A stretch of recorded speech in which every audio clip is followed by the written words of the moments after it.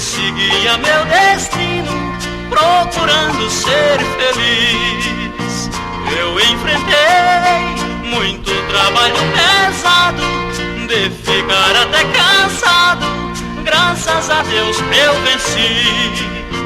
Hoje estou velho, com os cabelos branqueados. É o resto do passado que o destino me enviou. Resta somente uma pequena lembrança do meu tempo de criança, e hoje tudo se acabou.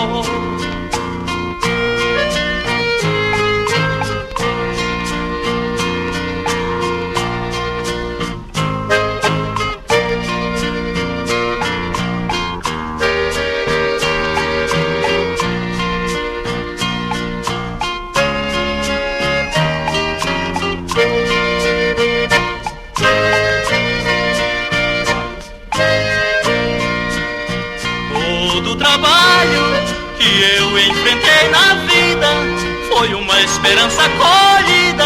Hoje tenho meu valor. Sofri demais lutando com o progresso. Se hoje tenho meu sucesso, agradeço ao Criador. Hoje eu tenho tudo aquilo que sonhei. Posso dizer que cheguei numa grande conclusão. Em meu caminho eu encontrei a sorte. Hoje sou um braço forte da nossa grande nação. Agradeço a Deus, agradeço a Deus, agradeço a Deus.